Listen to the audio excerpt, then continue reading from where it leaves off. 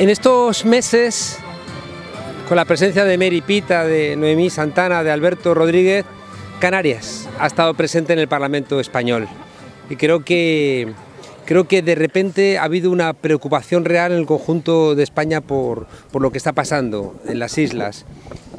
Y la gente está diciendo que se ha cansado, ¿no?, de ese comportamiento de virreyes, ¿no?, tanto de Coalición Canaria como del Partido Popular, que utilizan, ¿no?, sus relaciones con Madrid para después hacer aquí barbaridades como son, bueno, las prospecciones petrolíferas, como es mantener a la ciudadanía en unas tasas de paro absolutamente inconcebibles después de una situación de pleno empleo en el turismo, de plena ocupación en el turismo en los últimos años. Es absurdo que Canarias, que podría ser un referente para el conjunto del Estado de energías renovables y que podría ser el ejemplo para repetirlo después en el conjunto del Estado de renovación de los edificios para una transición energética que nos hiciera autosostenibles en un lugar donde hay exceso de sol, de agua, de viento, y que en cambio parece que esta presencia de los grandes partidos en las empresas energéticas pretende ocultarlo. Al mismo tiempo creemos que la presencia, ¿no?, de diputadas con mucha fuerza también hace un llamamiento muy fuerte a la situación del machismo y de la violencia de género aquí en las islas. Al final nosotros creemos que los relojes están marcando una dirección en el conjunto de España y no queremos que haya gente que pretenda detener los relojes o incluso que vayan marcha atrás aquí en las islas, y por tanto la alegría que se ve en todos los actos estamos convencidos de que se va a traducir en un resultado enorme, este 26J, que va a traducir toda esta alegría y toda esta esperanza en realidad. Hay una realidad en las islas, y es que a menudo hay gente que se ha interesado en ponerlas a pelear entre sí, en vez de entenderlas como un conjunto que comparte una realidad insular, que es también la que determina un esfuerzo fiscal del conjunto del Estado que tiene que servir para el conjunto de las islas y no para una minoría que utiliza bueno, pues un régimen fiscal peculiar para enriquecerse vendiendo pisos, por ejemplo, ¿no?, cuando tenían que utilizar ese dinero precisamente para mejorar las comunicaciones en las islas y las comunicaciones internas, ¿no?, y que eso, fijaos, también tiene elementos muy relevantes como son la educación, es decir, que hay muchas dificultades de que tú puedas realmente estudiar si no tienes transporte interno que te permita llevar a los niños al colegio. Y en ese sentido, una apuesta por un transporte que sea sostenible, un transporte que sea público, un transporte que atienda a las necesidades de la gente y no a los intereses de las grandes empresas, creo que está en el corazón también de las propuestas que se están planteando y que van en la dirección contraria de medidas como hacer del suelo un negocio, de medidas como hacer del turismo algo cortoplacista, ¿no?, que podría acabar con las posibilidades del propio turismo en la isla por ese uso intensivo, sin ningún tipo de miramiento a medio y largo plazo. Es decir, Canarias no es un lugar aislado, ¿no?, de lo que está ocurriendo en España y lo que está ocurriendo en Europa. Y hay algo que me gusta mucho de lo que han hecho Mary Pita, de lo que ha hecho Noemí Santana, de lo que ha hecho Alberto Rodríguez y lo que han hecho los senadores, ¿no? Y es que en vez de hablar solamente de Canarias, están empezando a hablar del papel que le corresponde a Canarias en el conjunto de España y en el conjunto de Europa. Yo creo que ese salto es un salto muy relevante, ¿no?, porque tradicionalmente los que hablaban en nombre de Canarias mentían. Hablaban solamente de Canarias para después de alguna manera considerar, ¿no?, a las islas como algo subordinado, mientras que esta nueva representación está reclamando la parte que le corresponde a Canarias en la construcción de España y en la construcción de Europa. Yo creo que eso es un salto de gigante. Nosotros siempre manejamos las encuestas con prudencia, ¿no?, porque a veces las encuestas responden a los intereses de quienes las pagan, ¿no? Ocurre igual que con algunos medios de comunicación, ¿no?, que se dedican al pantuflismo en vez de a intentar hacer una prensa objetiva al servicio de la democracia. En cualquier caso, lo que sí que parece evidente, además ya ocurrió, es que Unidos Podemos ha sobrepasado al Partido Popular en muchos espacios, en muchos lugares, y eso parece que va a ser una constante. Yo creo que hay una emergencia en el conjunto de España entre lo viejo y lo nuevo. Creo que hay una confrontación entre los que quieren seguir manteniendo un esquema de resignación basado en que no se puede hacer las cosas de otra manera, basado en el miedo, basado en intentar asustar a las personas mayores, y luego hay una España más emergente, ¿no? Joven, con estudios, viajada, que reclama el espacio que nos corresponde como la cuarta economía del euro, que reclama los premios Nobel que nos corresponden en España, que reclama la universidad que nos corresponde, que reclama la profesionalidad que nos corresponde, y que no podemos seguir, ¿no?, arrastrando espectáculos bochornosos, ¿no?, como los que nos ha deparado el Partido Popular, bueno, con gente cercana a la vicepresidencia del Gobierno y al comisario Cañete,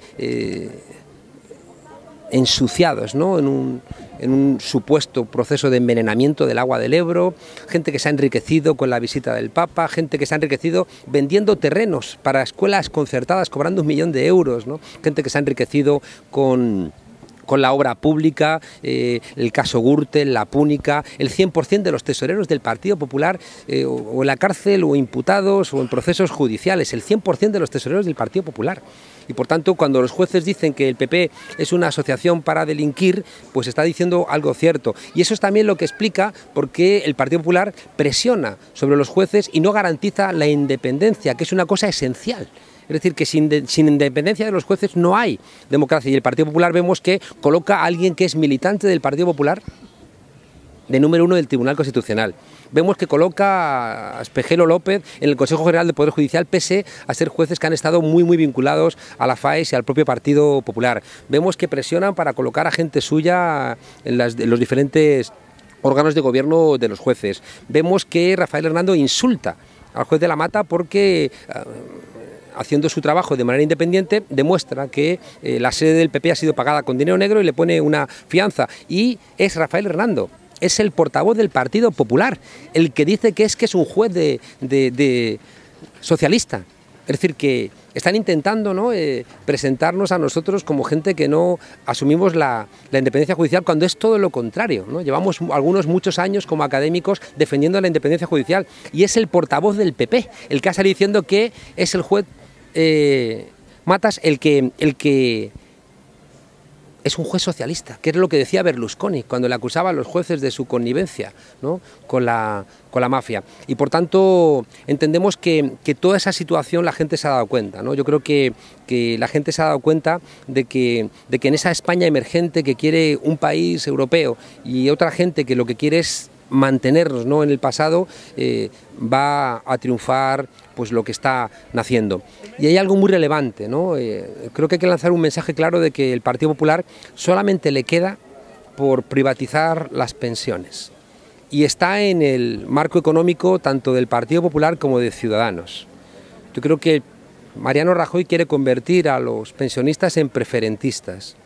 Estoy convencido de que las propuestas, en este caso de Ciudadanos o del PP, de que los abuelos se hagan planes de pensiones, va en la dirección de anunciar que lo que queda por recortar en esa carta que Rajoy mandó, ¿no?, a la Comisión Europea diciendo tranquilos, que si ganamos vamos a seguir recortando, lo que está en el objetivo son las pensiones. Y por tanto, esa gente mayor que está haciendo un esfuerzo sobrehumano para alargar sus pensiones, para ayudar a sus hijos, para ayudar a sus nietos, que les han recobrado las medicinas, que les han subido la luz, esos abuelos tienen que saber que si votan al Partido Popular, no solamente el Partido Popular va a justificar sus casos de corrupción con esos votos, sino que además tienen que saber que, igual que les mintió Rajoy en las anteriores elecciones, presentando un programa electoral e incumpliéndolo, a las pocas semanas es bastante probable que ahora ocurra lo mismo. Y por tanto les diría, ¿no?, a esa gente honesta que vota al Partido Popular, que escuche a sus hijos, que escuche a sus nietos, que les están advirtiendo de que votar al Partido Popular es condenar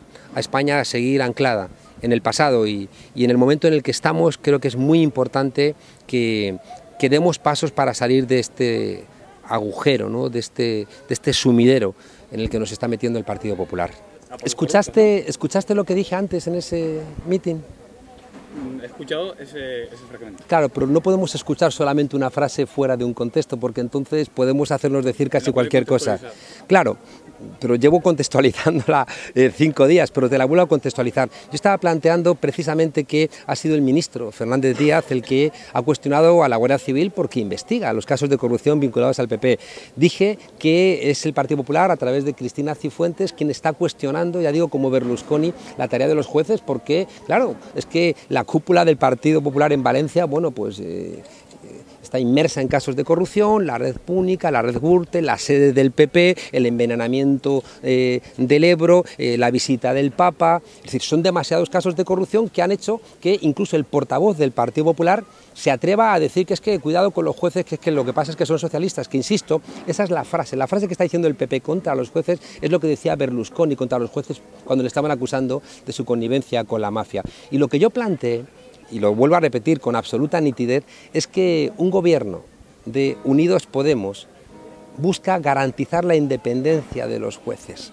Y por eso van jueces en nuestras listas, con la misión de decir, haced todo lo posible para que los jueces puedan hacer su trabajo. Pero no solamente es un mandato a la gente que va en nuestras filas, que no solamente son jueces, sino también guardias civiles que están esperando, como decía, están esperando poder desarrollar su trabajo. No que haya un ministro del Interior que reúna a comisarios y les diga, oye, haced dosieres contra Unidos Podemos. Que no puede ser que el ministro del Interior tenga comisarios de confianza que se reúnan con periodistas pantuflos para hacer conocidas pruebas que intenten invalidar el juicio contra el pequeño Nicolás. Es que es de escándalo. Y que el Partido Popular, que está inmiscuyéndose en el Poder Judicial como lo está haciendo, pretenda acusarnos a nosotros de eso, creo que es de mucha cara dura. Y yo creo que en vez de insistir, es que usted dijo estas palabras, yo puedo asumir, bien, las palabras, si te las sacas del contexto, pueden hacer decir cosas que yo no pienso. ¿Nos interesa saber lo que yo pienso? Bueno, pues lo que yo pienso es que queremos un gobierno que garantice la independencia de los jueces.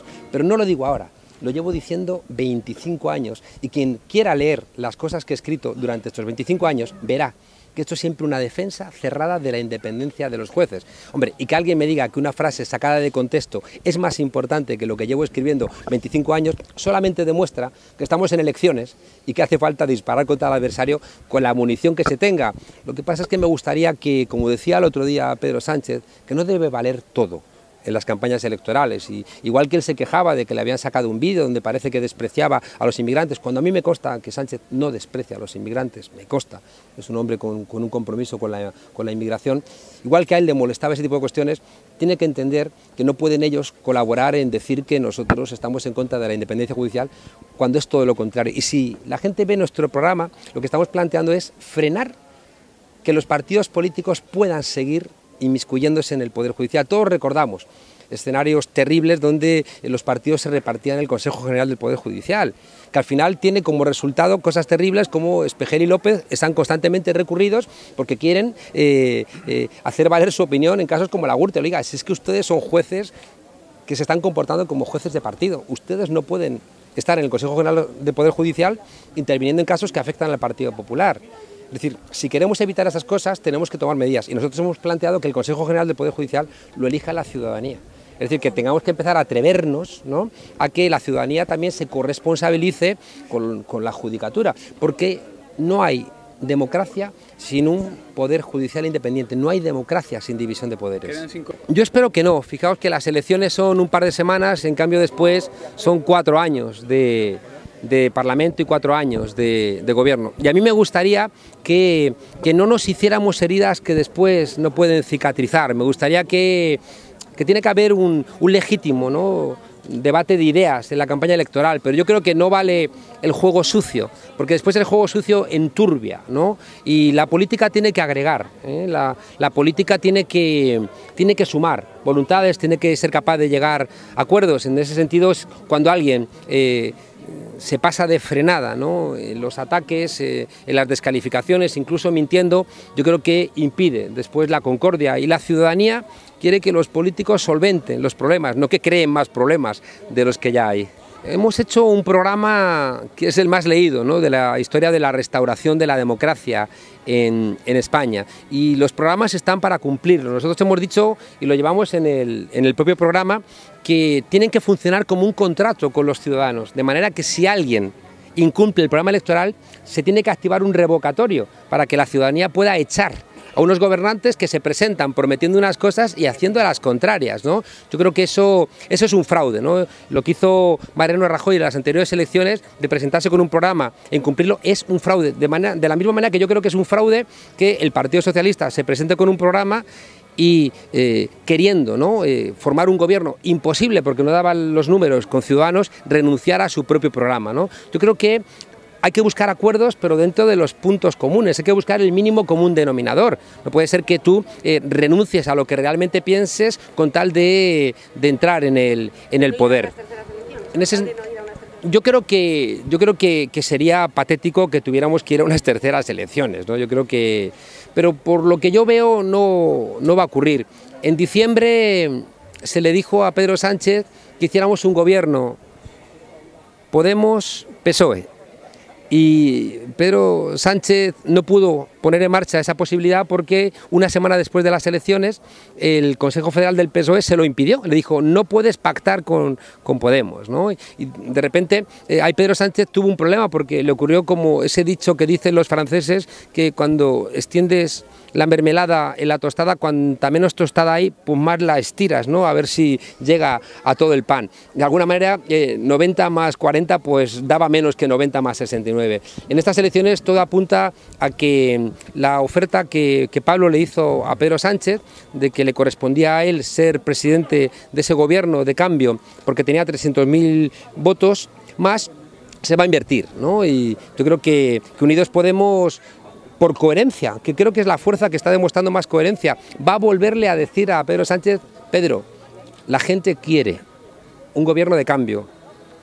Anoche estaba en Lanzarote y de repente un grupo de gente del Partido Socialista me paró, incluso una concejala, iban con las camisetas del PSOE y me pidieron una foto, ¿no? Y esta mañana le he tuiteado diciéndole: Sánchez, escucha a tu propia gente, o sea, tu propia gente está pidiendo un gobierno de cambio. Por tanto, si dan los escaños y los votos, vamos a un gobierno de cambio. Lo que pasa es que si ahora, en este 26J, Unidos Podemos tiene más votos que el Partido Socialista, le corresponderá a Pablo Iglesias la presidencia del gobierno y a Pedro Sánchez la vicepresidencia. Es lo que está esperando la gente. Hay algo que me he encontrado durante esta campaña electoral otra vez, con mucho dolor de mi corazón, y es que la gente lo está pasando muy mal.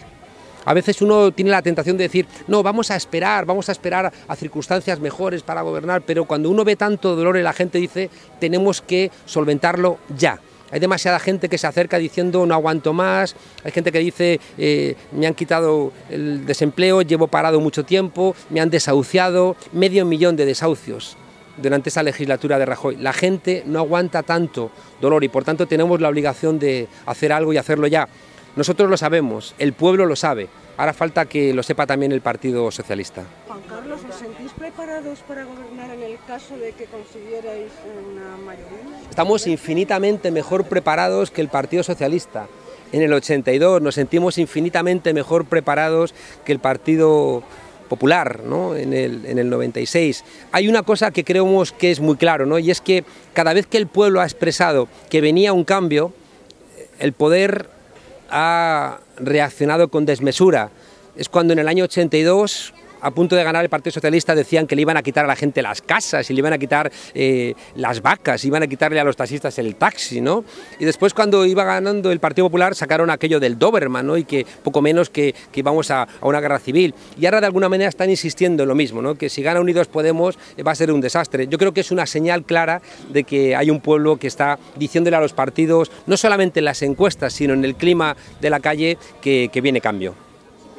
Haber confiado en Canarias, dejar de colocar aquí virreyes que escuchan a quien les da órdenes, que ni siquiera es de Madrid. Es decir, que en el caso de Soria las órdenes son de las petroleras, que son realmente donde ellos tienen su patria. Hay gente que se llena, ¿no?, la muñeca de pulseritas con la bandera y que se pone los tirantes con la bandera, y luego vemos que tienen el dinero en Panamá o tienen el dinero en Suiza, ¿no?, y que responden después a los intereses de las petroleras, porque cuando salen del gobierno van a trabajar a los consejos de administración de las petroleras, que Soria haya sido capaz de poner en riesgo la principal riqueza de Canarias, que es el turismo, haciendo prospecciones petrolíferas, es una señal clara de la falta de respeto que ha tenido el Partido Popular y Coalición Canaria, ¿no?, con Canarias. Y yo creo que nosotros le hemos dicho a los canarios y a las canarias: ánimo, tomad vuestras propias decisiones, que vais a tener un gobierno en Madrid que vais a ser vosotros y vosotras mismas.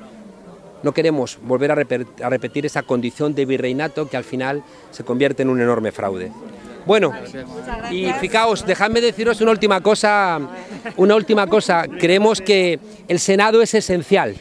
Creemos que el Partido Popular quiere, ¿no?, convertir el Senado en una fortaleza medieval que pueda frenar todo tipo de cambios, y por eso también hacemos una invitación a que la gente vote al Senado. Y aquí, ¿no?, tenemos una candidatura preciosa, ¿no?, de gente que viene de los movimientos sociales, de gente que viene de abajo y que yo creo que se va a incorporar, ¿no?, a esa representación canaria en la carrera de San Jerónimo, que va a hacer que las canarias y los canarios estén profundamente orgullosos. ¿Ha notado el calor canario? Sí, por parte de nuestros conciudadanos, sí. Muy importante. Yo creo que efectivamente, como ha dicho Juan Carlos, es el momento de la ilusión y el momento del cambio. Este país ha empezado a cambiar ya hace mucho tiempo, desde los 2 años que irrumpimos como herramienta de participación ciudadana, pero falta llegar al gobierno y poner ese gobierno al servicio de la mayoría, sí. Bueno, con mucha ilusión, con muchas ganas. Hemos aprendido muchísimo con este viejo profesor y desde luego de su lucha incansable por la defensa de nuestros intereses, de los intereses de los canarios, y en el caso de Fuerteventura de los intereses de nosotros, los majoreros, que yo soy también media majorera. Mira, las medidas que fundamentalmente preocupan a los canarios es el primer término, el tema del paro, ¿vale?, que es donde más se sufren, precisamente es en las islas no capitalinas. Por tanto, lo que vamos a establecer de inmediato es el Plan Nacional de Transición Energética, ¿vale? Somos la Arabia Saudí de las energías renovables, es una fuente de generación de empleo de miles de puestos directos e indirectos, desde el tema de la formación en secundaria de técnicos, que hace 30 años que debimos empezar y que han ido frenando los gobiernos tanto de coalición como del PP, que han apostado por energías sucias, han apostado por hacer negocio con las grandes compañías en vez de apostar por su pueblo. Ese es el eje fundamental para la creación, insisto, de miles de puestos de trabajo, que es lo más que preocupa a la gente, ¿no?, fundamentalmente. Y luego, sin duda, el tema de la sanidad, el tema de la educación, el tema de los servicios sociales. En todos esos temas, en todos esos ejes democráticos, tenemos propuestas, tenemos programas, y sobre todo lo que tenemos es las mejores cabezas y los mejores corazones para ponernos en práctica, ¿vale? Así que todos esperamos que el 27 de junio este país tenga el cambio que ya es un grito, ya es un clamor desde abajo, ¿no? Estamos apostando por el Senado precisamente porque es una Cámara de representación interterritorial y territorial, que es la que podría servir de puente entre las demandas de las comunidades autónomas en relación a Madrid.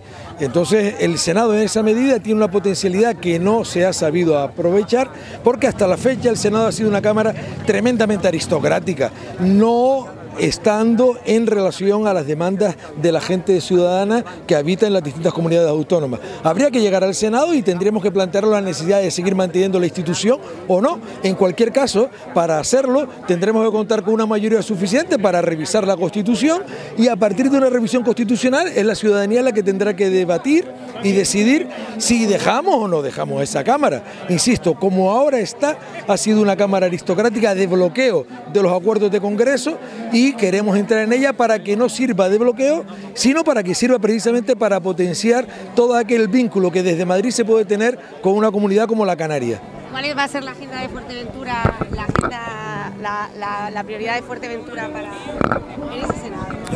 Antes comentaba, agenda por Fuerteventura es rescate ciudadano. Aquí hay mucha gente que está pasándolo mal, hay mucha gente que no trabaja, hay mucha gente que trabaja a sueldos de miseria, hay chiquillos que en los centros educativos se nos desmayan porque no tienen que comer. Estamos hablando de una situación de urgencia social, que es el primer objetivo, sacar de pobreza y de miseria a un montón de población que habita en este territorio, cuando hay 3 o 4 grandes familias amparadas y protegidas por el Partido Popular y por Coalición Canaria, que están sacando los dineros de aquí para sus buenas plazas y para su propio beneficio. Esa sería la primera. Luego, evidentemente, y en relación a ella, todo lo que hace referencia a los servicios básicos.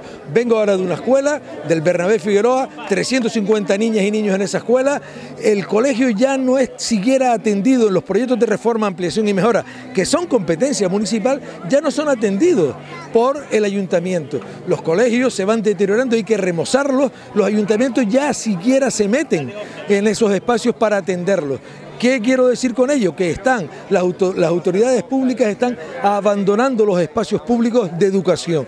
También habría que decir de los centros de salud. Nos los tienen muy mal montados, tenemos un hospital que no se termina de construir y tenemos población que no está pudiendo ser atendida aquí, tiene que trasladarse a Gran Canaria o a Tenerife con los costes que eso supone y con el deterioro para salud considerable que le genera a esas poblaciones que pierden los contactos con la familia para ser atendidos en lo que es básico, la vida.